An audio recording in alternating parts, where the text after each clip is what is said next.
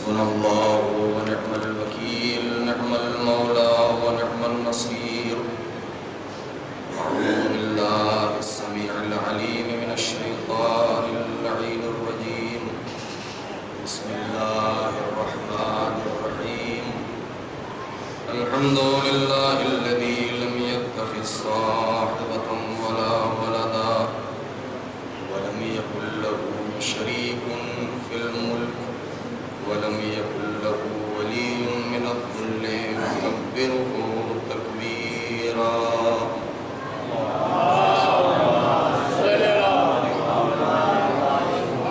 الصلاة والسلام والتحية والإكرام على النبي الأمي المكي المدني القرشي الهاشمي الأبتعي سيدنا ومولانا ومقتدانا وهادينا أبي القاسم محمد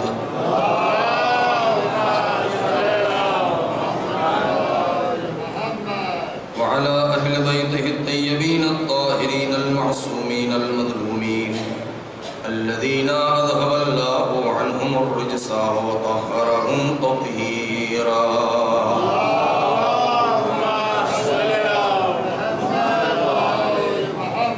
ولعنة الله على أعدائهم أجمعين من الآن إلى يوم الدين. أما بعد، وقد قال أبا عبد الله الحسين عليه السلام: الناس عبيد الدنيا والدين لعب على ألسنتهم يحيطونه ما ضرت معايشهم فإذا محسوا بالبلاء قل الديان. صلوات الله.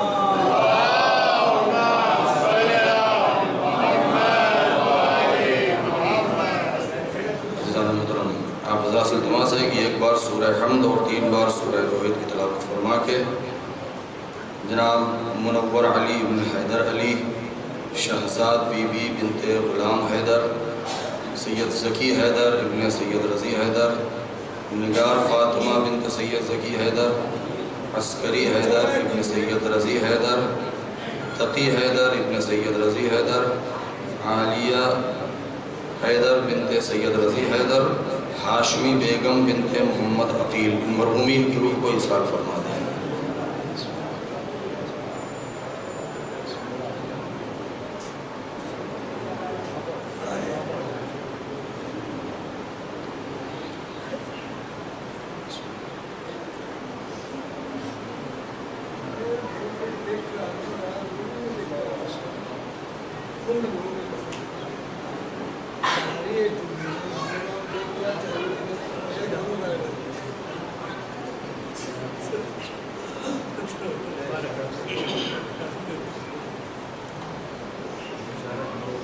عزیزان گرامی،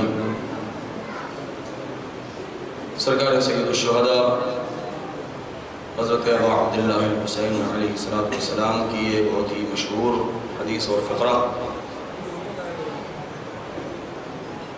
جس کے ذیل میں آپ سے گفتگو کا سلسلہ جاری ہے، اس کے آج یہ آخری مرحلے میں اپنے عنوان کو مد نظر رکھتے ہوئے جو باتیں آپ کے سامنے عرض کرنا ہے وہ یہ ہے کہ ہم کو سمجھنا ہے کہ یہ ہماری عزاداری کا مقصد کیا ہے اور اس کا مفہوم کیا ہے. ہمیں اسی فرش عزا، اسی منبر اور عزاداری کے ذریعے سے دنیا والوں تک کیا پیغام پہنچانا ہے اور کربلا والوں کا میسج کس انداز سے پہنچانا ہے. کوشش یہ ہونی چاہیے کہ جو حضرات ہم سے دور ہو گئے ہیں، جو قومیں ابھی تک ہماری حقانیت کو نہیں سمجھ سکی ہیں، انہیں ہم اپنے اس فرش عزا کے قریب لے کر کے آئیں تاکہ ہم اپنی بات ان کے سامنے رکھ سکیں. جو ہماری فرش عزا پر آ چکے ہیں، ہم اپنے رفتار و گفتار اور اپنی اخلاق اور سیرت سے اس بات کا سبب نہ بنے کہ وہ ہم سے دور ہو جائیں.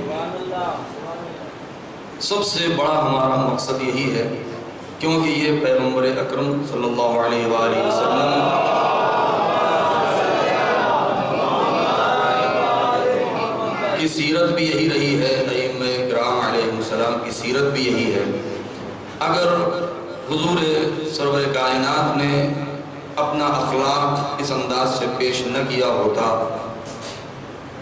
تو قرآن مجید اس بات کی گواہی نہ دیتا کہ یدخلون فی دین اللہ افواجا، کہ اس دین میں لوگ گروہ در گروہ، فوج در فوج داخل ہونے لگے، بلکہ پیغمبر اکرم اپنے اس کلمے کو لے کر کے تنہا کھڑے رہے ہوتے اور کوئی ان کا مونس و مددگار نہ ہوتا۔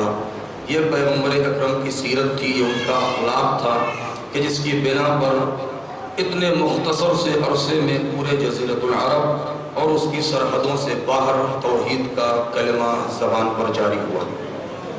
لہذا ہمیں اسی اخلاق اور اسی سیرت کی جو سرکار سید الشہداء نے اس بات کا اعلان کیا تھا کہ ہم اپنے باپ اور اپنے نانا کی سیرت کو دنیا والوں کے سامنے پیش کرنے جا رہا ہوں، لہذا ہمارے فرش اعضاء اور ہماری مجلسوں اور ہمارے ممبر کا تقاضا بھی یہی ہے کہ ہم یہاں سے سیرت پیغمبر اور سیرت علوی کو بیان کریں، کیونکہ سیرت نبی اور سیرت علی میں خود اتنی جاذبیت ہے کہ اگر ہم نے حقیقی طور سے اخلاق علوی اور اخلاق نبوی کو دنیا کے سامنے رکھ دیا تو کسی سے یہ کہنے کی ضرورت نہیں ہے کہ تم یہاں چلے آؤ، وہ سیرت خود اتنی صاحب اعجاز ہے کہ دوسروں کو خود بخود کھینچ لے گی۔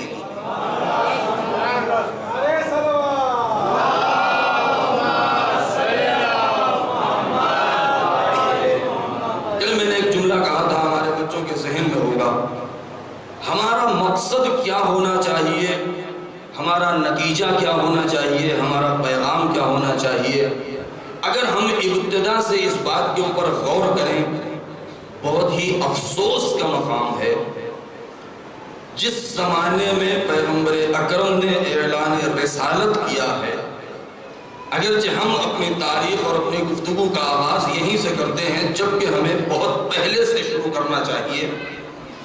پروردگار عالم نے جب یہ کاروان بشریت کے پہلی فرد جناب آدم کو اس زمین کے اوپر بھیجا ہے، تب سے پروردگار کا مقصد ہی یہی ہے کہ اس پورے کاروان بشریت میں جتنے بھی فرد پائے جاتے ہیں وہ سب کے سب منتشر نہ ہوں بلکہ متحد ہو جائیں۔ میں نے ایک جملہ کہا ہے، شاید نیا ہو ہمارے بچوں کے لیے، جو مجھے ثابت کرنا ہے اور جس کا نتیجہ مجھے آپ کے سامنے رکھنا ہے۔ دیکھیے، بحث جب اتحاد کی چلتی ہے اور گفتگو جب یونٹی کی اور متحد ہو جانے کی بحث چلتی ہے تو ہمارا ذہن فوراً اس بات کے اوپر جاتا ہے کہ ہمارا سب سے بڑا پیغام یہ ہونا چاہیے کہ شیعہ سب آپس میں متحد ہو جائیں۔ اس میں کوئی شک نہیں ہے، ضروری ہے اور یہ اتحاد واجب ہے، بالکل اس میں کوئی شک نہیں ہے، لیکن اس کا دائرہ اگر ذرا سا وسیع کر دیا جائے تو پوری کائنات میں جو نعرہ ہر روز جس کی صدا ہمارے کانوں تک پہنچتی ہے وہ یہ ہے کہ پوری دنیا کے مسلمان آپس میں متحد ہو جائیں۔ اس میں بھی کوئی شک نہیں ہے کہ یہ مسلمانوں کا اتحاد بھی واجب ہے۔ دیکھیے، یہ چاہے شیعوں کا اتحاد آپس میں ہو، چاہے اتحاد بین المسلمین ہو، یہ اتحاد کسی کو شکست دینے کے لیے نہیں، کسی کو پامال کرنے کے لیے نہیں ہے، یہ اتحاد اس لیے ہے کہ ہمارا سر ایک طرف جھک رہا ہے تو دوسروں کا سر دوسری طرف کیوں جھکے، سارے عالم بشریت کا سر ایک ہی محور پر کیوں نہ جھکے، سارے عالم بشریت کا سر ایک ہی محور پر کیوں نہ جھکے۔ اتحاد کی اگر گفتگو ہو تو جو مقصد ہے اہل بیت کا، جو انبیاء کرام کا جو مقصد تھا، وہ مسلمانوں کے درمیان صرف اتحاد نہیں، اتحاد عالم بشریت کے درمیان، بہت توجہ چاہتا ہوں، عالم انسانیت کے درمیان اتحاد ہے۔ ہمیں اس منزل تک پہنچنا ہے، کیونکہ شیعوں کے درمیان اتحاد کسی خاص فرقے کے ان افراد کے درمیان اتحاد یا مسلمانوں کے درمیان اتحاد ہے۔ اسلام کا سب سے پہلا کلمہ، بس مختصر سی تمہید، اس کے بعد بات کروں، لا الہ الا اللہ، یعنی اس کا کلمہ ہی اس بات کے اوپر دلالت کرتا ہے کہ پہلے تم ہر دوسرے جھوٹے خداؤں کا انکار کر دو، ایک خدا کو ماننے لگو۔ انصاف سے بتائیں، جناب آدم اسی شعار توحید کو لے کر کے آئے تھے۔ یہ پورے صفوف انبیاء سب نے لوگوں سے توحید کا کلمہ پڑھوایا،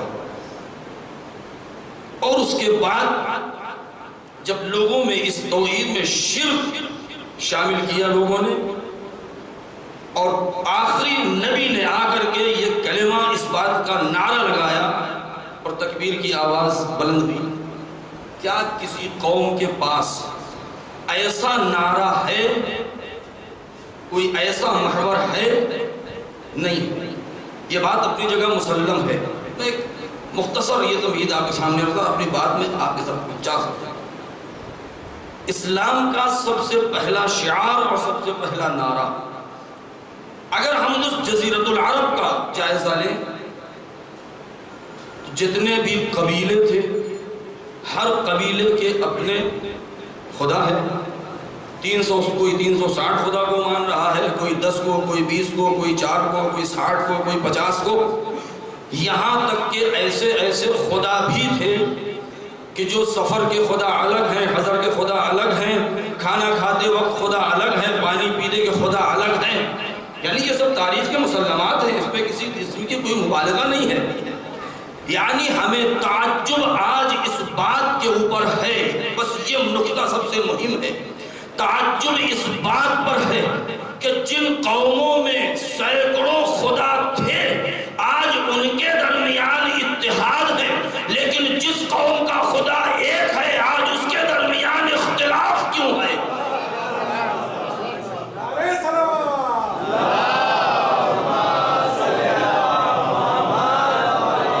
اصلی نقطہ یہاں پر ہے، ہمیں دیکھنا یہ ہے کہ جن قوموں میں کئی خدا، کوئی تثلیث کا قائل ہے، کوئی 10 خدا کو مانتا ہے، کوئی 360 خداؤں کو مانتے ہیں، جن قوموں میں اتنے زیادہ خدا ہیں وہاں تو اختلاف کے اسباب زیادہ ہیں، لیکن جہاں ایک خدا ہے کہ جہاں سب کا سر ایک طرف جھک رہا ہے تو وہاں اتنا اختلاف کیوں ہے؟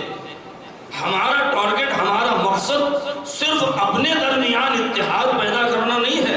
کربلا کے مقصد کو اگر ہم سمجھیں اور شہداء، محضر شہداء پر ایک نظر ڈالیں تو کربلا آئینہ ہے، بہت توجہ چاہتا ہوں، کربلا آئینہ ہے، اپنے ماضی کا بھی بیان کر ہے، اپنے حال کا بھی، اور آئینہ تمام قد ہے مستقبل کا بھی۔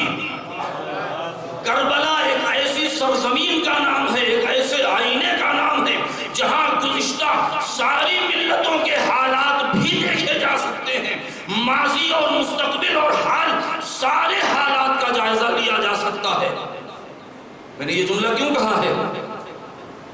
سال گزشتہ ہے، اس سے پہلے میں نے ایک بات کہی تھی، ہمارے بچوں کے ذہن میں، ہمارے بزرگوں کے ذہن میں یقیناً ہے کہ اگر واقعہ کربلا کی حقیقت کا جائزہ لیں، یاد دلا دو، میں نے کل ایک بات کہی تھی کہ پروردگار عالم نے کچھ انبیاء ایسے ہیں جو زندہ ہیں۔ ہم نے کہا تھا بچے سوچیں کہ آخر کیا وجہ ہو سکتی ہے کہ خدا نے ان نبیوں کو زندہ رکھا، ان کو حیات دے رکھی ہے۔ سال گزشتہ یا اس سے پہلے سال غالباً میں نے جو بات کہی تھی یہاں پر کہ کربلا کی حقیقت کو ہم پہچانیں۔ کربلا کوئی 1 دن 2 دن 4 دن 1 مہینے 2 مہینے یا 4 مہینے یا رجب سے لے کر کے اور عصر عاشور تک یہ اتنے دن میں واقع نہیں ہو گئی ہے۔ کربلا کو تعمیر کرنے میں پورے 50 سال صرف ہوئے ہیں کم سے کم، ورنہ اور اس سے زیادہ وقت لگا ہے، لیکن کم سے کم 50 سال۔ کربلا کی بنیاد اسی دن رکھی گئی ہے جس دن پیغمبر اکرم کی وفات ہوئی ہے۔ اشارہ کافی ہے، مجھے زیادہ تفصیلات میں نہیں جانا۔ کربلا کی بنیاد اسی دن رکھی گئی ہے جس دن پیغمبر کی وفات ہوئی ہے۔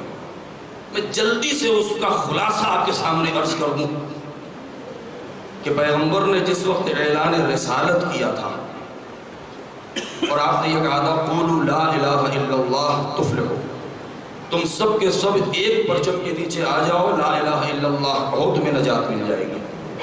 تو اس وقت 3 بڑی قومیں اور 3 بڑی ملتیں پیغمبر کے سامنے آ گئی تھیں۔ پہلی ملت جو قلب لشکر پر تھی، 3 بڑے لشکر، 3 بڑی فوج، 3 بڑی قوم، 3 بڑی ملتیں۔ میں وقت زیادہ نہیں لوں گا اس لیے کہ آپ جانتے ہیں، ریپیٹ نہیں کرنا چاہتا ہوں پوری باتوں کو۔ قلب لشکر پر جو ہے وہ کون ہے؟ مشرکین مکہ ہے۔ ان کو کس بات کے اوپر غرور تھا کہ ہماری زبان سب سے زیادہ فصیح ہے، ہمارے پاس بولنے کا سلیقہ ہے، تہذیب ہے، تمدن ہے۔ میمنے کے اوپر جو قوم تھی، جو لشکر تھا، اس کو اس بات کے اوپر غرور اور گھمنڈ تھا کہ ہمارے پاس شجاع ہیں، ہمارے پاس بہادری ہے، ہمارے پاس پہلوان ہیں، ہمارے پاس شمشیر زن ہیں، ہمارے پاس بہادر ہیں، ہمارے پاس بڑے بڑے قلعے ہیں، ہم سے کوئی لڑ نہیں سکتا ہے، ہمارے پاس نیزے برسانے والے ہیں، تیر کی بارش کرنے والے ہیں۔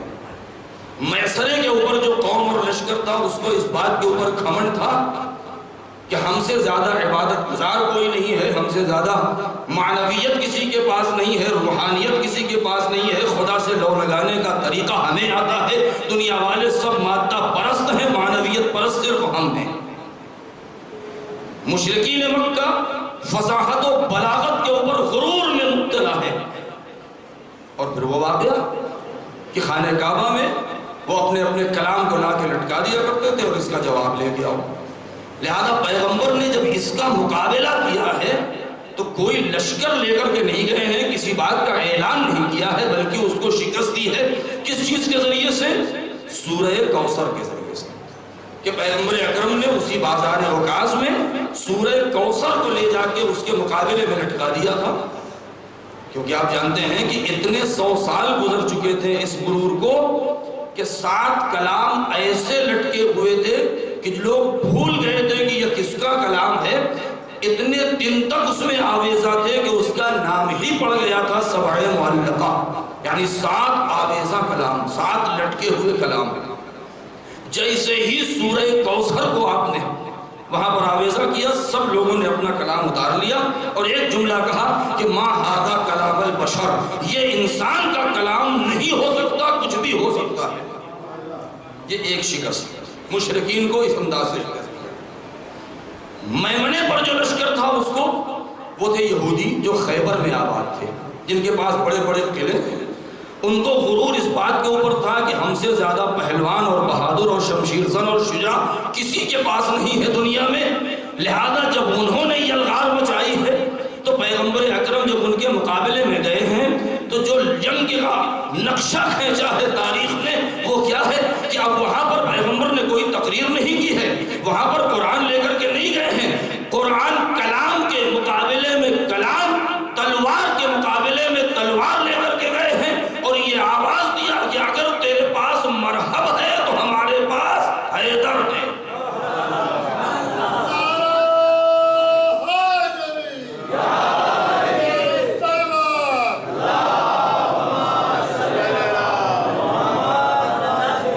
اور ان پہلوانوں کا مقابلہ ذوالفقار حیدری کے ذریعے سے شکست دے دیا۔ میسرے پر جو لشکر ہے جن کو غرور ہے معنویت کا، وہ ہے نصارے نجران، کہ جو عربستان سعودی میں نجران کا جو علاقہ ہے وہاں آباد تھے۔ ان کو اس بات کے اوپر غرور تھا کہ ہمارے پاس روح اللہ موجود ہے، مسیح ہے، ہمارے پاس ابن مریم ہے، ہم ان کے ماننے والے ہیں، اور وہ روحانیت ہمارے پاس ہے، معنویت ہے، روحانیت ہے، عبادت کا سلیقہ ہے، عبادت کا طریقہ ہے، ہم اپنی باتوں کو آسمان تک پہنچا سکتے ہیں، وہاں سے خیر و خیرات لے سکتے ہیں۔ لہذا جب وہ میدان میں آئے ہیں تو اب نبی نہ تو قرآن لے کر کے جا رہے ہیں، نہ ذوالفقار لے کر کے جا رہے ہیں۔ اب اس معنویت کا مقابلہ معنویت کے ذریعے سے، چہرے کے مقابلے میں چہرہ لے کر کے جا رہے ہیں، خاندان کے مقابلے میں خاندان لے کر کے جا رہے ہیں۔ لہذا جب مباہلے میں جمع ہوئے تو کیا کہا کہ ہم تو ایسے چہرے دیکھ رہے ہیں کہ اگر پہاڑ سے کہہ دے تو اپنی جگہ چھوڑ دیں۔ یعنی اپنی معنویت پر غرور کرنے والوں کا غرور صرف چہرہ دیکھ کے ٹوٹ گیا تھا، ابھی جلوہ نہیں دکھایا تھا، جلوہ نہیں دکھایا تھا، صرف چہرے پر نظر پڑی تھی۔ ٹوٹ گیا. نتیجہ کیا تھا؟ میں نے اس کو 1-1.5 گھنٹے میں بیان کیا تھا، لیکن میں جلدی سے تاکہ نتیجہ آپ کے سامنے رکھ سکوں.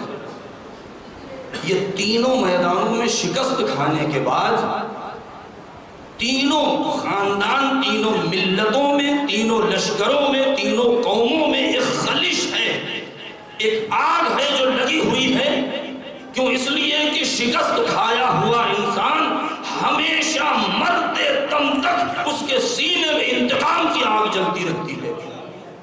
لہذا انتقام لینے کے لیے عیسائیت اپنی جگہ اس بات کی کوشش کر رہی ہے کہ کسی طریقے سے کوئی ایسا میدان ہو، کوئی ایسا جوان ہو کہ جو مباہلے کی رسوائی کا بدلہ لے سکے.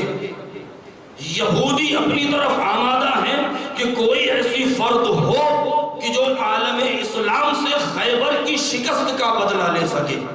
کفار و مشرکین مکہ یہ سمجھ رہے ہیں اور یہ کوشش کر رہے ہیں کہ کسی ایسے انسان کو تیار کیا جائے کہ جو بدر کی شکست اور بازار عکاظ میں قرآن کی بلندی کا بدلہ لیا جا سکے. لہذا یہ تینوں مل کر کے، ابھی تینوں الگ الگ تھے لیکن جب تینوں مل گئے ہیں تو تینوں ملنے کے بعد جو جنگ ہوئی ہے اسی کا نام ہے جنگ کربلا. بہت توجہ چاہتا ہوں، اسی کا نام ہے جنگ کربلا اور میدان کربلا. کیوں؟ اس لیے کہ مجھے تفصیل میں نہیں جانا ہے کیونکہ پھر پورے خاندان کا جائزہ لینا پڑے گا، اور میں نے بڑی تفصیل سے بیان کیا ہے یہیں پر اسی منبر سے. کیونکہ نمائندے 3 ہیں. کفار و مشرکین مکہ کا نمائندہ جو میدان کربلا میں موجود ہے وہ ہے عمر سعد ابن ابی وقاص کا بیٹا. عیسائیت کا جو نمائندہ ہے وہ ہے یزید ابن معاویہ. یہودیت کا جو نمائندہ ہے وہ ہے عبید اللہ ابن زیاد جس کو ابن مرجانہ بھی کہتے ہیں. تفصیل آپ کے پیش نظر ہے. کیوں عیسائیت کا نمائندہ یزید کیسے ہے؟ اس لیے کہ اس کو کہتے ہیں 2 رگے، جس کے اندر 2 نسیں پائی جاتی ہوں، 2 رگیں پائی جاتی ہوں، 2 خون پائے جاتے ہیں. ایک طرف سے کفار و مشرکین مکہ ددھیال کی طرف سے، ننیال کی طرف سے عیسائیت کا خمیر ہے، کیونکہ ماں کا نام میں سنا ہے کہ جو عیسائیت ہی. اسی طریقے سے عبید اللہ ابن زیاد باپ کی طرف سے، ددھیال کی طرف سے کفار و مشرکین مکہ کا نمائندہ ہے، اور ننیال کی طرف سے یہودیہ کا بیٹا ہے. لہذا اس کے اندر بھی یہ دونوں خمیر مشترک ہیں. ان دونوں نے، یہودیت نے، عیسائیت نے، کفار و مشرکین مکہ کا سہارا لے کر کے اس بات کی کوشش کی تھی کہ جس بات کا اعلان یزید نے کیا تھا، بہت توجہ چاہتا ہوں، مجھے نتیجہ دینا ہے، جس بات کی کوشش کی تھی. اب ٹھہر جائیں، یزید نے کس بات کی کوشش کی تھی؟ تخت حکومت پر بیٹھنے کے بعد اس نے جو شعر پڑھا ہے سب سے پہلا، الا یا ایھا الساقی ادرک بناولھا، کہ اے ساقی شراب کے جام بھر بھر کے دیتا جا، ایک کے بعد ایک لاتا جا. اور شراب کے نشے میں اس نے جس بات کا اعلان کیا تھا کہ قد لعبت بنو ہاشم بالملک ما جاء خبر ولا وحی نزل، کہ یہ بنی ہاشم کا ایک کھیل ہے، نہ تو کوئی قرآن نازل ہوا ہے، نہ کوئی دین ہے، نہ شریعت ہے، نہ پیغمبر ہے، نہ نبی ہے. کسی پورے عالم انسانیت میں، بہت توجہ چاہتا ہوں، پوری عالم انسانیت میں کسی ایک انسان کے اندر اتنی جرأت نہ تھی جو یزید سے جا کے کہتا اگر کوئی شجاع اس پوری کائنات میں اٹھا ہے تو وہ شجاعت حسین ابن علی کی ہے. جہاں سب خاموش تھے ابو تراب کا نام اٹھ رہا ہے، اور یزید احمق تو کیا کہہ رہا ہے؟ جس حکومت پر بیٹھا ہے، جس شاخ پر بیٹھا ہے، اسی کو کاٹ رہا ہے.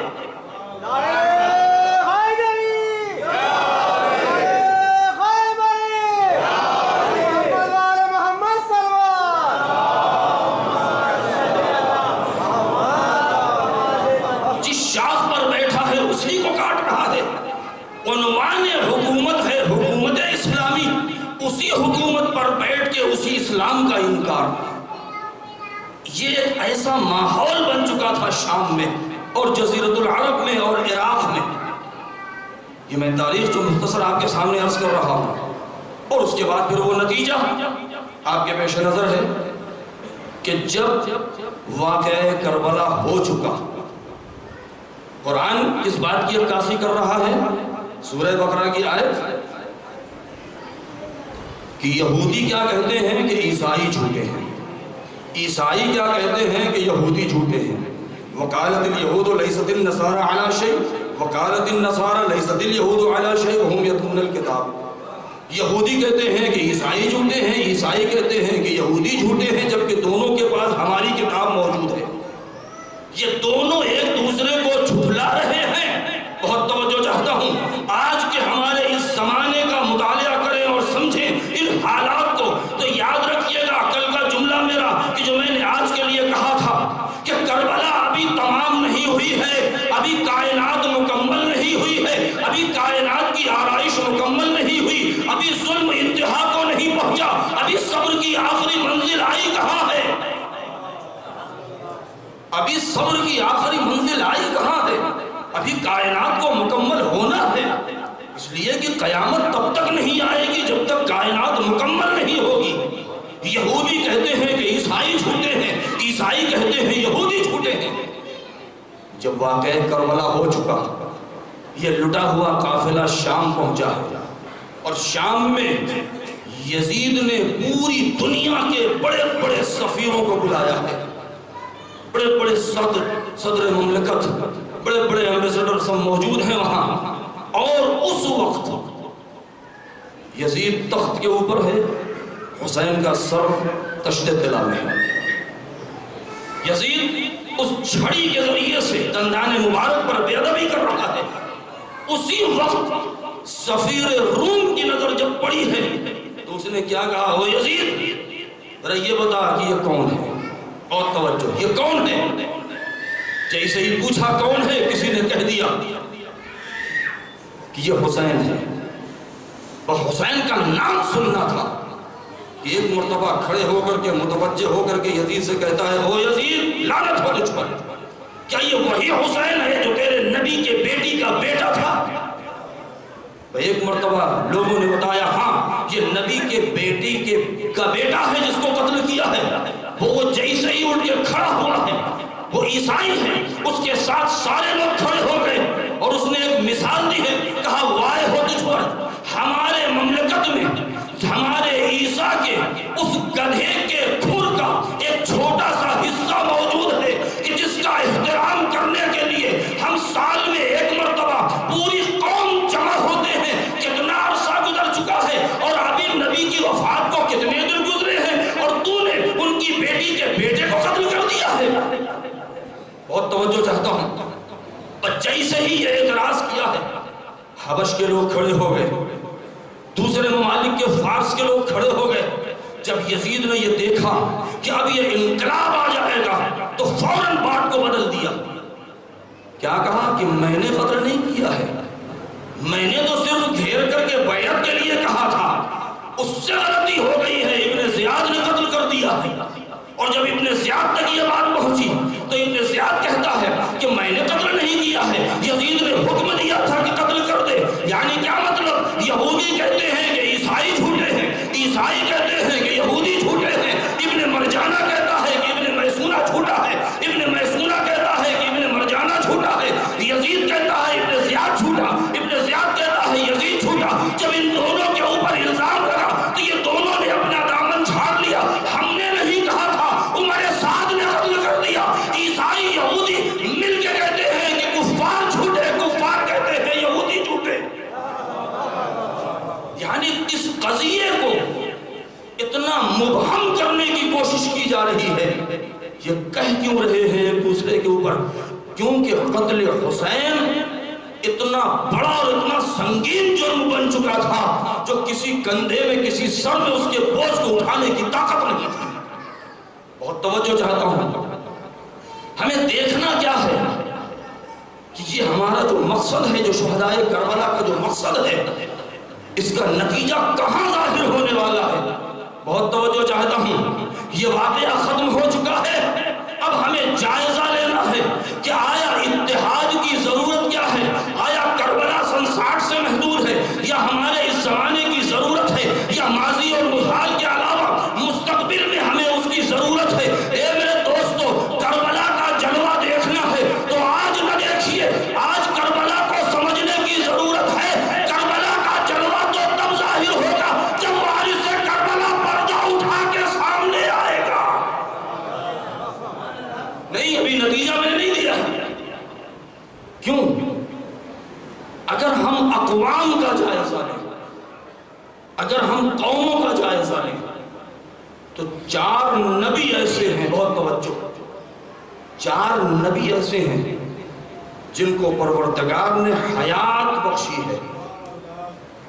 4 پیغمبر نبی ایسے ہیں جن کو خدا نے حیات بخشی ہے۔ قرآن میں آیتیں بھی موجود ہیں، آیات سے بھی ثابت ہیں۔ جن میں سے کون کون ہیں؟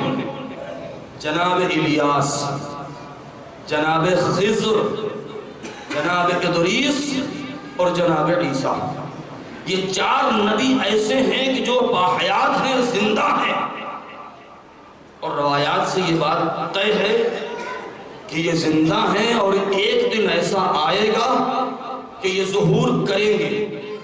تفصیل میں نہیں جانا ہے، میں صرف بہت مختصر طریقے سے عرض کرنا چاہتا ہوں کہ ہمیں مہدویت کا جو عقیدہ ہے، جو ہمارا عقیدہ ہے امام زمان علیہ السلام پر، وہ کیسا ہونا چاہیے، مقصد کیا ہونا چاہیے۔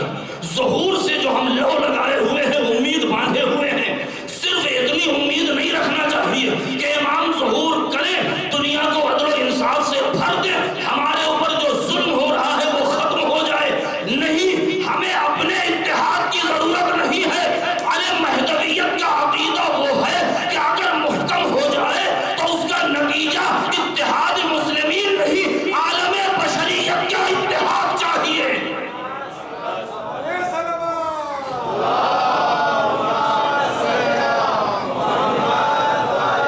ہمیں عالم انسانیت کا اتحاد،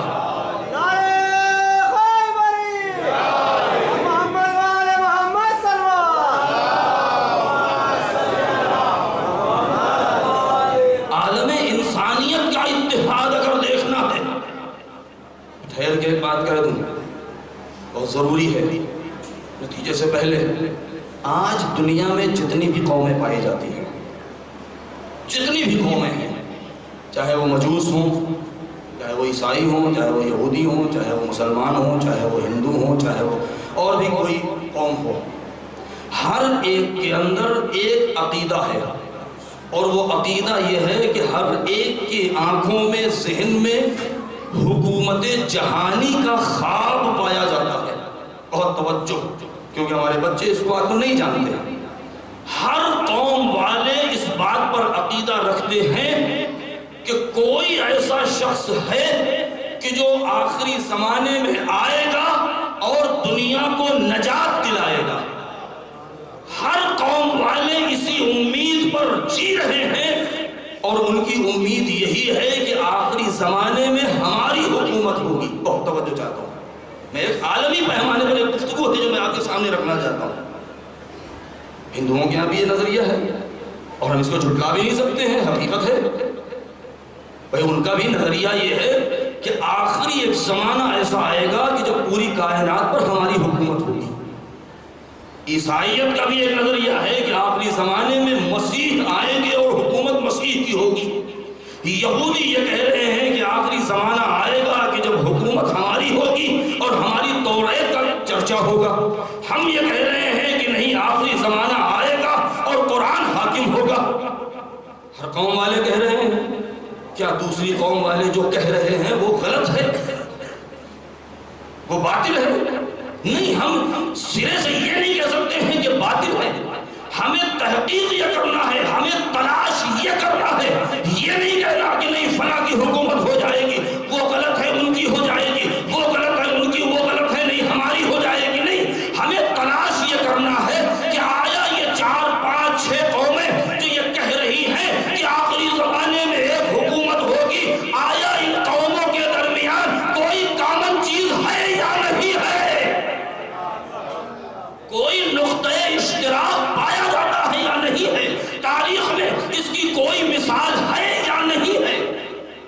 یہ دیکھنا ہے. یہ بہت میں اعلیٰ پیمانے پر گفتگو کرنا چاہتا ہوں اپنے بچوں کے لیے. ہم کو دیکھنا یہ ہے آیا تاریخ میں اس کی ایسی کوئی مثال موجود ہے یا نہیں موجود ہے. اگر ہم گزشتہ قوموں کا جائزہ لیں، بہت سی قومیں ایسی ہیں جیسے قوم عاد، قوم سمود.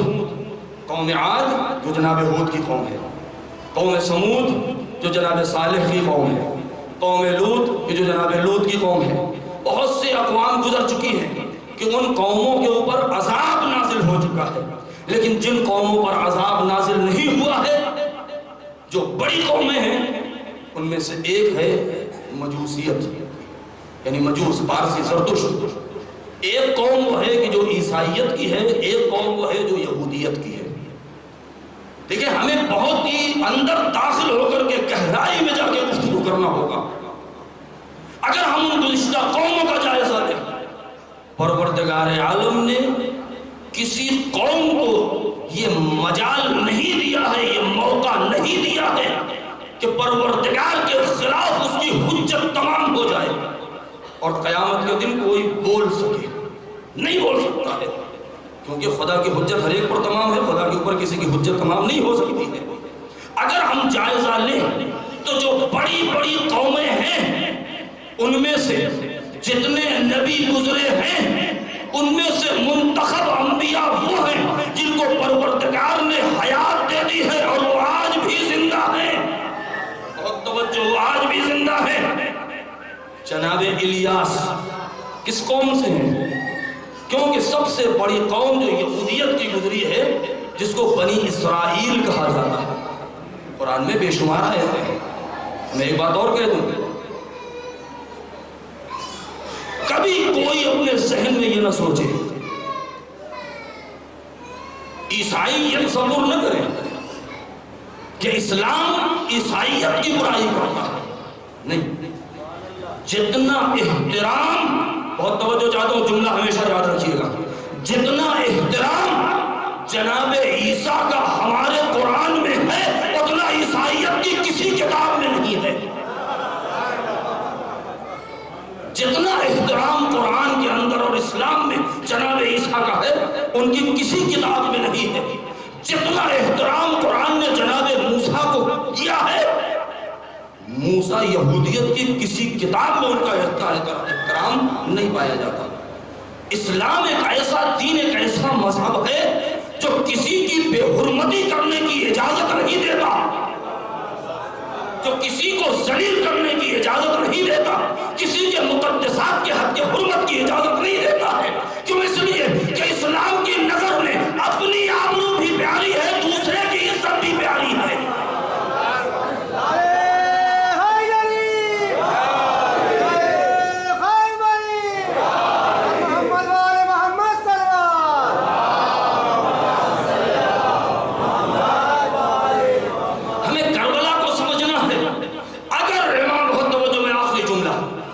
تمام کرنا چاہتا ہوں، اگر امام حسین علیہ السلام نے میدان کربلا میں صرف شیعوں کا اتحاد ہی اپنی نظر میں رکھا ہوتا، بہت توجہ، اگر امام کی نظر میں صرف اپنے چاہنے والوں کو جمع کرنا ہی ان کی نظر میں ہوتا، اگر ان کی نگاہ میں صرف یہ ہوتا کہ صرف مسلمان جمع ہو جائیں، صرف ان کے درمیان اتحاد قائم ہو جائے. بہت توجہ چاہتا ہوں، کربلا کی تاریخ کو سمجھیں. میں ٹھہر رہا ہوں تاکہ ہمارے بچے سوچیں. کربلا ایک ایسی تاریخ ہے، ایک ایسی جنگ ہے کہ جہاں حسین ابن علی نے ایسی ایسی قربانیاں دی ہیں اور ایسے ایسے جواہرات لٹائے ہیں. ایک جملہ کہہ دوں کہ یہ 72 جو کربلا کی سرزمین کے اوپر ہیں، یہ 72 کوئی معمولی افراد نہیں ہیں. ان کو کوئی معمولی شخص نہ سمجھا جائے. یہ کہہ دینا ہمارا فرض ہے. کیوں؟ اس لیے کہ جب ہم محبت میں چور ہو کر کے اور اپنے مولا کی بارگاہ میں نذرانے عقیدت پیش کرتے ہیں تو ہمارے اس اظہار محبت کی لاج رکھی ہے ہمارے مولا نے، اور ہم سے کہا ہے کہ جب تم زیارت پڑھو تو یہ کہہ دو یا لیتنا کننا معکم فنفوز فوزا عظیما، کاش کہ ہم وہاں ہوتے تو ہم بھی قربان ہو جاتے. اے میرے چاہنے والوں، یہ تمہارا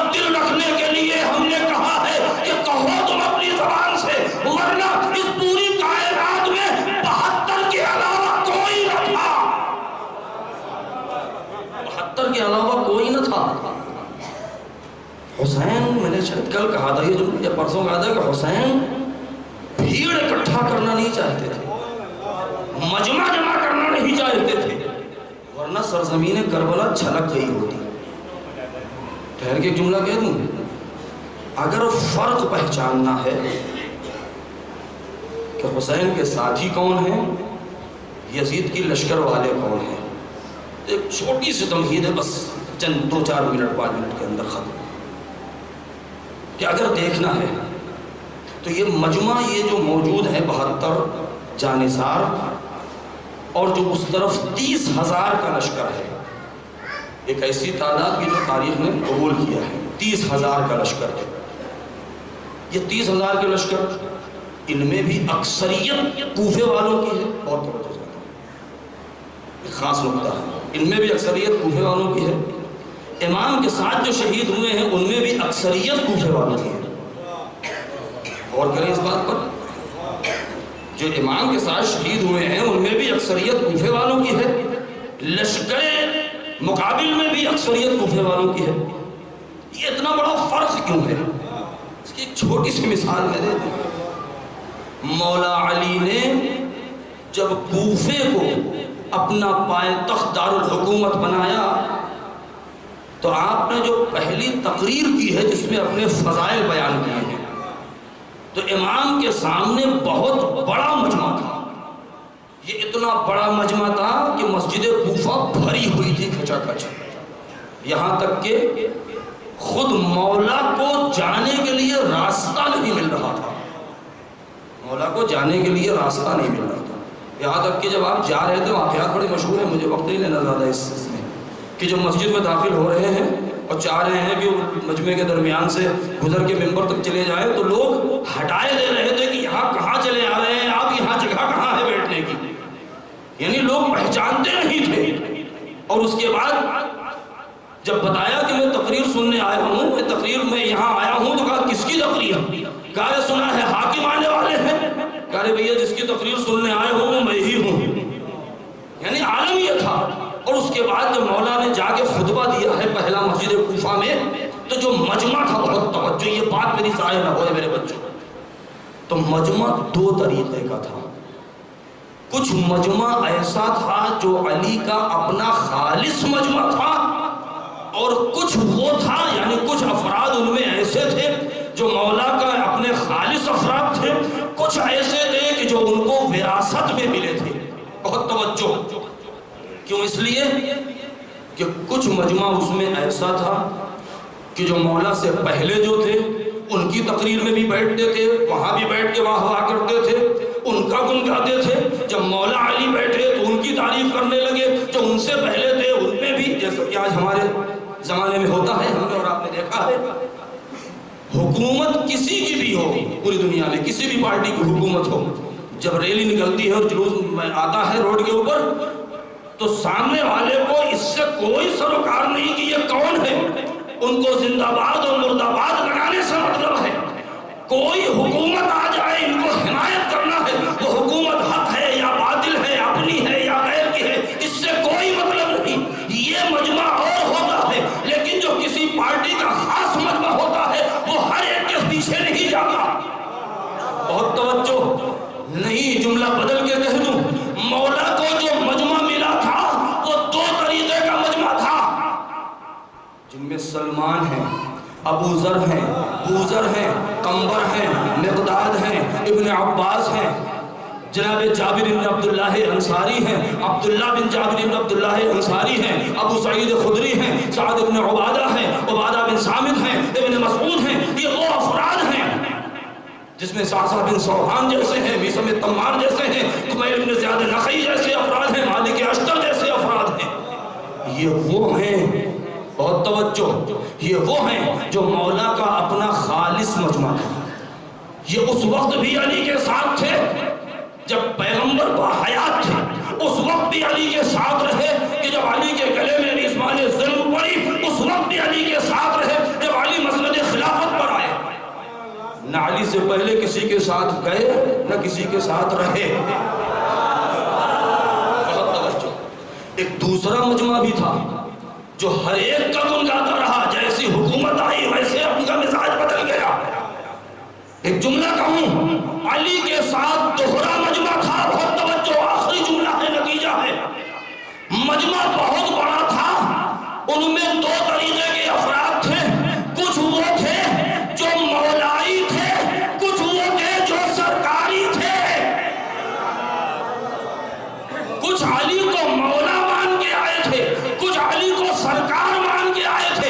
مولائی مجمع وفادار ہوتا ہے، سرکاری مجمع اپنا فائدہ چاہتا ہے۔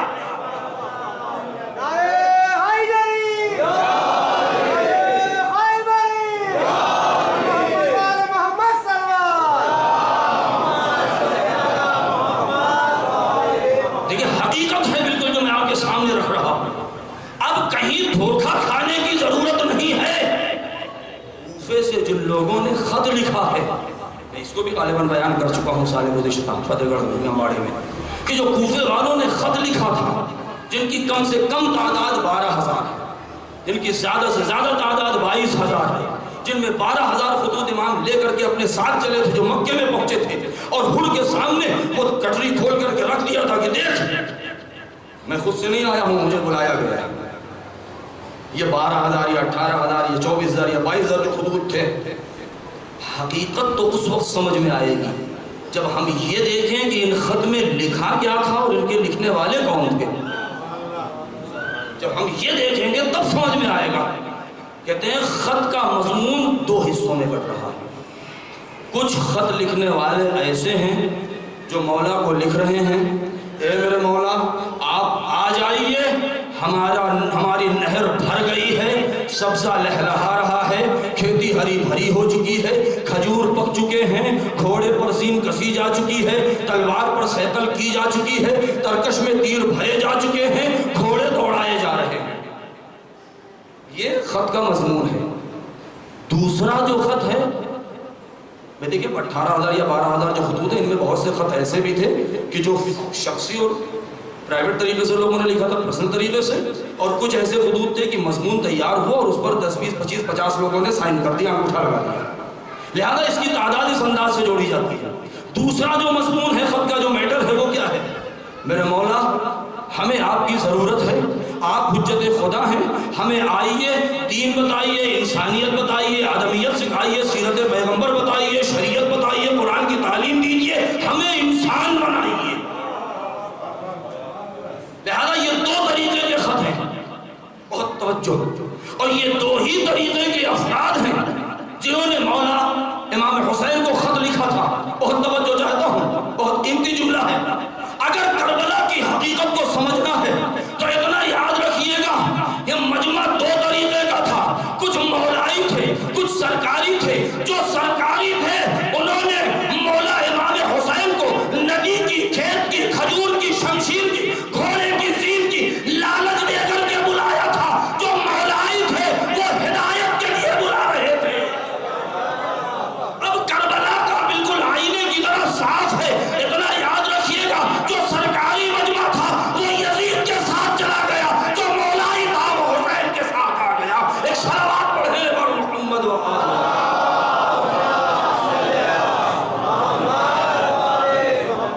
یہ وہ حقیقت تاریخ ہے، ہمیں اس زاویے سے بہرحال غور کرنے کی ضرورت ہے۔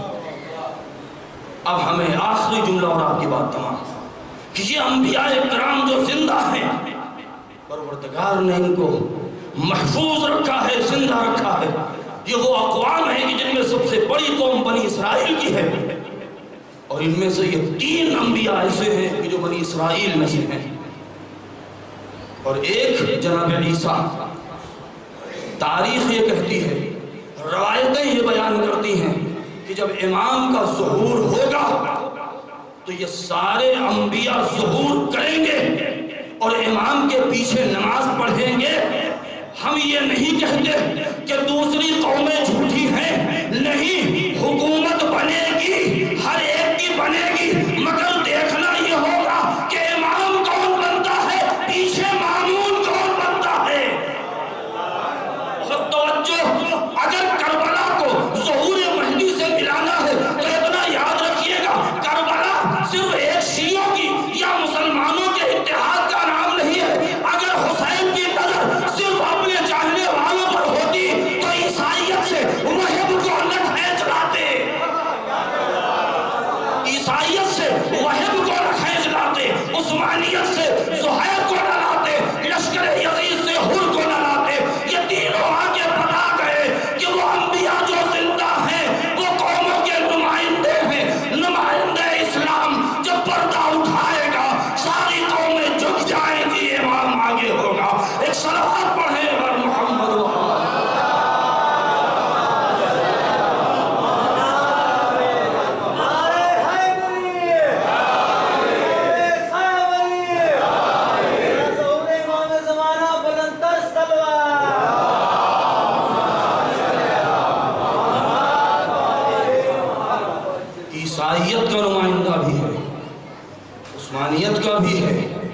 لشکر یزید کا فرد بھی ہے، کتنے ایسے افراد ہیں جو یہودی تھے اور مسلمان ہوئے ہیں اور حسین کے ساتھ شہید ہوئے ہیں۔ لہذا واقعہ کربلا ایک آئینہ ہے قیامت تک آنے والے مستقبل کے تمام حالات کا، کہ انسان اس کو اگر اپنا آئیڈیل بنا لے، بس میرے دوستوں یہ فرش آزاد جو اتحاد کا درس دے رہا ہے، ہمارا مقصد صرف جنت میں چلا جانا نہیں ہے۔ کیوں؟ اس لیے کہ جنت تو بنی ہی ہمارے لیے ہے، یہ جنت ہمارے لیے ہی بنی ہے، ہم نہیں جائیں گے تو کون جائے گا جنت میں؟ بھائی جس کو ہم مانتے ہیں وہ جوانان جنت کا سردار ہے، جس کا ہم کلمہ پڑھتے ہیں وہ مالک جنت ہے، جس کی ہم مودت کا گن گاتے ہیں وہ قسیم النار والجنت ہے۔ کوثر و تسلیم و سلسبیل ہے کیا؟ وہ ہماری ہی پیاس بجھانے کے لیے ہے۔ لیکن صرف پہلا جملہ جو میں نے پہلے دن کہا تھا بس اس پر ختم، کہ اگر جنت میں جانا ہی مقصد ہو ہمارا آخری، تو شہدائے کربلا حسین تو کہہ رہے تھے لاؤ میں لکھ کر کے دے دوں جنت کا پروانہ، تم چلے جاؤ ہمیں چھوڑ کے، لیکن ہمارا مقصد یہ نہیں ہونا چاہیے اے مولا ہمیں جنت چاہیے، ہم مانگے تو یہ مانگے اے مولا ہمیں جنت نہیں ہمیں آپ چاہیے، ہمیں مولا چاہیے۔ جنت نہیں، مولا مل جائیں گے تو جنت مل ہی جائے گی، لیکن ہمارا مقصد جنت سے کہیں آگے کا ہے۔ بس یہ ایام اہل حرم کے اوپر بہت ہی سخت ہے، بہت ہی سخت ایام ہے، اس لیے کہ بھائی کو ذبح ہوتے ہوئے دیکھا گیا ہے۔ عزاداروں، صرف ایک بات اگر ہم لوگ غور کر لیں، معصومین کے صرف ایک فقرے کو رسول اسلام سے لے کر کے 11ویں امام تک اگر ہم زندگی کا جائزہ لیں اور صرف یہ دیکھ لیں، آج تو ماشاءاللہ انٹرنیٹ کا دور ہے، آپ حضرات تلاش کر سکتے ہیں کہ ہر امام نے اپنے زندگی کے آخری لمحے میں کیا بات کہی، ایک خاص بات جو آپ کے حوالے کرنا ہو کہ اپنے زندگی کے آخری لمحے میں آخری بات جو کہی ہے اپنی زندگی میں وہ کیا کہی ہے، کیونکہ وہ بہت اہم ہوتی ہے۔ مولا علی نے اپنی زندگی کے آخری لمحے میں سیکنڈ لاسٹ یعنی آخر سے پہلی جو بات تھی وہ کیا تھی؟ صعصع بن سوحان سے کہا تھا کہ اے صعصع تمہیں جو پوچھنا ہے پوچھ لو۔ آخری بات کیا کہی تھی؟ کس سے کہہ رہے ہیں معلوم ہے؟ اپنے ایسے بیٹوں سے کہ جو معصوم ہیں اور معصوم ہیں۔ جنگ صفین میں، جنگ نہروان میں یا اس سے پہلے دیگر جنگوں میں تاریخ کہتی ہے کہ ہر زمانے میں ایسے افراد رہے ہیں کہ جو جناب ابوالفضل عباس اور جناب محمد حنفیہ کے پاس آتے تھے، کیونکہ تاریخ کہتی ہے کہ زیادہ تر مولا علی اپنے ان دو فرزندوں کو سجا کے میدان میں بھیج دیا کرتے تھے کہ جاؤ لڑو۔ نہج البلاغہ میں بھی یہ جملہ ہے۔ اور جب وہ لڑ کے میدان سر کر کے آتے تھے تو جلنے والے لوگ کیا کہتے تھے؟ کہتے تھے دیکھا تم کو مولا زیادہ نہیں چاہتے ہیں، تم دونوں کو حسن حسین کو زیادہ چاہتے ہیں، ان کو روک لیا اور تم دونوں کو بھیج دیا ہے میدان میں، تعلیمات پہ ہو جاؤ، معرفت ہو تو ایسی ہو۔ جواب کیا ہے معلوم ہے جناب ابوالفضل عباس نے کہا یہ تو میرے لیے فخر کی بات ہے۔ کیوں؟ اس لیے کہ ان دونوں کو اس لیے روک لیا میرے بابا نے کہ وہ رسول کے بیٹے ہیں، ہم ان کے بیٹے ہیں، مجھے اپنا سمجھا ہے اس لیے بھیجا ہے۔ اس طریقے کے جو جملے ہیں ہمیں ان سے درس لینا ہے، کتنا سخت گزرا ہے۔ آخری فقرہ کیا کہا تھا؟ معصوم سے کہہ رہے ہیں لا تنال شفاعتنا من استخف بالصلاۃ۔ دیکھو اتنا یاد رکھنا، اگر نماز کو ہلکا سمجھا تو علی کی شفاعت کسی کے شامل حال نہیں ہوگی۔ امام حسین علیہ السلام نے آخری جملہ کیا کہا تھا؟ جب امام رخصت ہونے کے لیے آئے ہیں اور گھوڑے پر بیٹھ چکے ہیں اور ثانیہ زہرا نے کہا تھا محلا محلا یا ابن الزہرا، اے میرے ماجائے ذرا دھیرے دھیرے جانا، اس لیے زینب سے ایک دم سے آپ کی جدائی برداشت نہ ہوگی، اس لیے کہ حسین زینب کی جان ہے۔ اے میرے بھیا بہت دھیرے دھیرے جانا، تاکہ زینب دھیرے دھیرے جدائی ہو، ایک دم سے جدائی برداشت نہ ہوگی، زینب مر جائے گی۔ حسین دھیرے دھیرے جا رہے ہیں، جب رخصت ہونے لگے ہیں تو کیا بہن نے گلے کا بوسہ لیا، بھائی نے بازوؤں کا بوسہ لیا، اور اس کے بعد جب گھوڑے گوڑ لگائی ہے تو اپنی بہن کو بڑی حسرت بھری نظر سے دیکھ کر کے کیا کہا، یا اختہ لا تنسینی فی صلاۃ اللیل، اے میری بہن زینب اپنے بھائیوں کو بھول نہ جانا، اے میری بہن اپنے بھیا کو نماز شب میں بھول نہ جانا۔ ہائے وہ زینب کیسے بھول سکتی تھی؟ اے عزادارو، ہائے زینب نے کیسے وہ منظر دیکھا ہوگا کہ جب حسین دشمنوں میں گھر گئے ہیں اور ایک مرتبہ فضائے کربلا میں گرد و خاک بلند ہوئی ہے، غبار اڑا ہے، زینب سے برداشت نہیں ہوا تو دوڑتی ہوئی اس ٹیلے کے اوپر پہنچی ہے۔ اے عزادارو، خدا آپ کو زیارت نصیب کرے کربلا معلیٰ کی، جب آپ جائیں اس ٹیلے کے اوپر، آج بھی قلعہ زینبیہ ہے کہ جو خیمہ گاہ ایک طرف، اسی کے بالکل سامنے وہ ٹیلہ ہے اور سامنے ہی وہ نشیب ہے، مختل ہے۔ تو ایک مرتبہ جب وہاں آپ چڑھیں اوپر اور جائیں تو عجیب سی کیفیت محسوس ہوتی ہے وہاں آج بھی، اور وہ جملہ لکھا ہوا ہے کہ جناب زینب یہیں پر کھڑی ہوئی تھی اور کیا کہا تھا جب دیکھا ہے اپنے ماجائے کو زیر خنجر، تو یہی کہا تھا، السلام علیکہ یا جدہ صلی علیکہ ملیک السماء وہذا حسین کا مرمل بالدماء مقطع العالا مسلوب العمامت والرداء۔ اے نانا، آپ کی میت پر آسمان کے فرشتوں نے نماز پڑھی، یہ آپ کا حسین ہے، اعضاء و جوارے کٹے ہیں، ارے خون میں غلطہ ہے، نہ سر پہ امامہ ہے نہ دوش پر ردا ہے۔ ہائے زینب کس کو پکارے؟ تو ایک مرتبہ آواز دی، ابن سعد انت تنظر و یقتل النبی، یقتل النبی، ایک سر سعد، ارے تو کھڑا دیکھ رہا ہے، ارے فرزند رسول ذبح ہو رہا ہے۔ ارے جیسے ہی یہ آواز سنی ہے، حسین نے اشارہ کر دیا، زینب خیمے میں چلی گئی۔ اس سے سخت کوئی مصیبت نہ رہی ہوگی کہ ایک بہن اپنے بھائی کو زیر خنجر دیکھ رہی ہے، لیکن ہائے اس سے سخت منظر تو وہ گزرا ہے کہ جب یہ قافلہ کل میں نے بیان کیا کہ جب یہ کربلا سے کوفے پہنچا ہے اور کوفے میں بہت مختصر قیام کے بعد جب یہ قافلہ شام کے لیے چلا ہے، ہائے کوفے سے شام اتنی لمبی مسافت، اتنے دور کا سفر، ارے کتنی تیزی سے اونٹوں کو چلایا گیا۔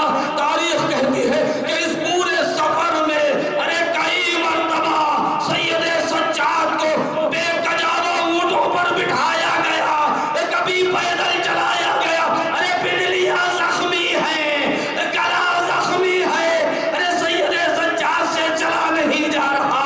اے عزادارو، ارے کوفے کے باہر کا یہ منظر عجیب تھا کہ جب یہ لٹا ہوا قافلہ جا رہا ہے اور سکینہ بہت پیاسی ہے، ہائے پیاس، ہائے پیاس، بچی ہے، ہائے 4 سال کی بچی، باپ کا کٹا ہوا سر سامنے ہے، ارے سکینہ نے کیسے برداشت کیا ہوگا؟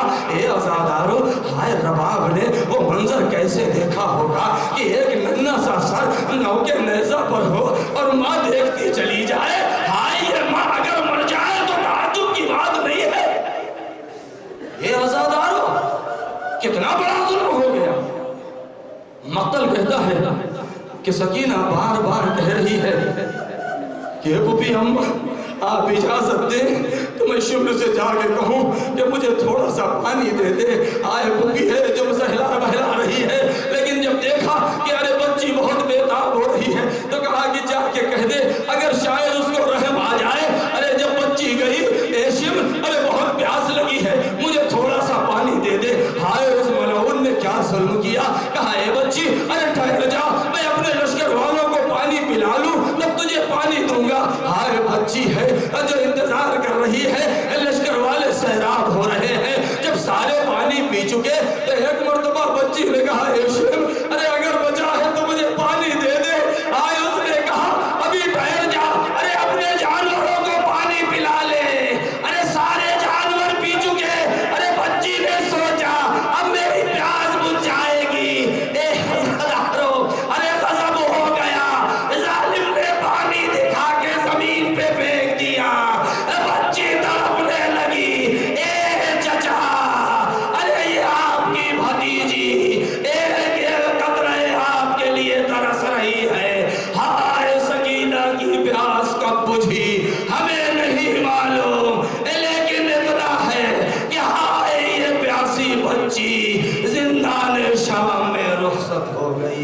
وحسینا ومظلوم وسيعلم الذين ظلموا أي منقلب ينقلبون إلهي بحق الزهراء وأبيها وبعلها وبنيها وسر المستودع فيها اللہ والے ہمارے اس مختصر سے عمل کو قبول فرما پروردگار ہمارے دل میں اہل بیت کی محبت ہماری نسلوں میں برقرار رکھ ہمیں اہل بیت کا حقیقی چاہنے والا اور ان کا عزادار بنا دے جو مرحومین دنیا سے گزر چکے ہیں انہیں شہدائے کربلا کے ساتھ محشور فرما پالنے والے ہمارے اور تمام مومنین مومنات کے گناہوں کو بخش دیں ہمارے والدین کو بخش دیں پروردگار عالم اسلام میں اتحاد قائم ہو جائے پروردگار یہ مشکلات اور یہ مصائب و آلام کا جو سلسلہ اہل بیت کے چاہنے والوں کے اوپر پروردگار اس کا خاتمہ فرما روضات مقدسہ کی حفاظت فرما ہمارے امام کے ظہور میں تعجیل فرما ہمیں ان کے مددگاروں میں شمار فرما ربنا تقبل منا انك انت السميع العليم ما تم حسن